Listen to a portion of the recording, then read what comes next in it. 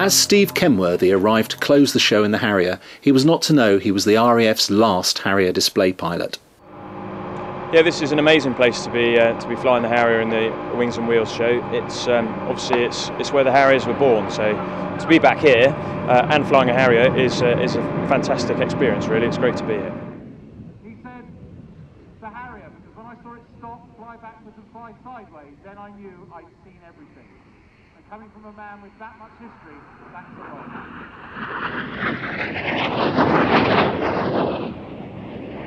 It's 50 years since the first P1127 flew, and it's 50 years this year since the first vertical takeoff. But the jet you see behind me today, the Harrier GR9, is the latest incarnation of the Harrier. It's completely different to the original Harriers that flew in those early days. Whilst it might look slightly similar, and the basic layout of the aeroplane is the same, the engine's in the middle, it's got a high wing that has anhedral.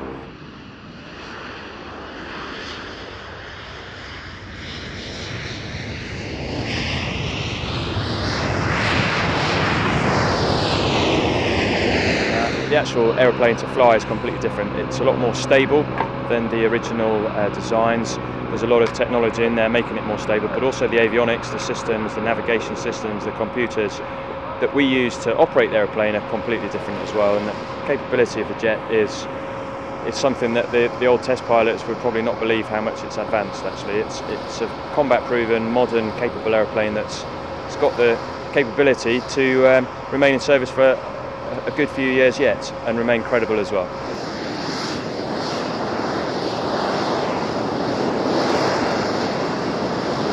Yes, we've been off the display circuit for a few years. I think the last time that we were here displaying at Dunsfold was in 2006 with now squadron leader Pete's Keenlyside, PK. But we were off the circuit for a few years because we spent 5 years in Afghanistan on combat operations supporting troops on the ground from NATO forces, and because of that commitment, which lasted for 5 years, as I say, we decided we couldn't afford to, not necessarily money, but in terms of priorities and jet allocations and pilots and engineers, we couldn't afford to do the display. But we came home from that last summer in July 09.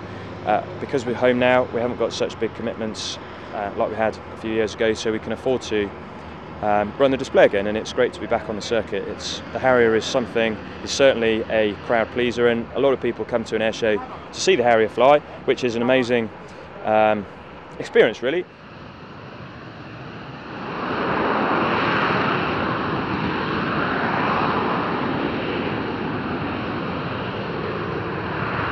The F-35 is due in service in about 8 years' time, in 2018. Which is the current expected date. It's going to bring a whole new generation of aviation and combat power to us, really, both to the Air Force and to the Navy. It's going to be a stealthy, extremely capable weapons platform. It's not going to be so much of a pilot's aeroplane as the Harrier is, where you're really having to concentrate on purely flying it. It's going to be a very automated aircraft that will largely fly itself. The pilot in the cockpit is there to manage the systems on board and to operate the systems in the correct tactical manner to get the best out of it. But that's a few years away yet, and there's plenty of life left in the Harrier still, so hopefully I'll stay flying the Harrier for a good few years.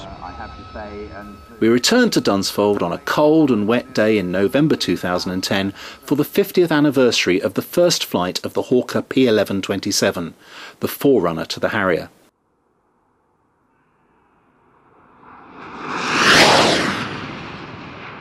Two aircraft from 4 Squadron visited the airfield as they were winding down from active duty. The event also hosted Harrier test pilots John Farley, Duncan Simpson and Chris Roberts amongst the invited guests. Gareth Stringer talked to John Farley. John, this is a very special occasion, isn't it?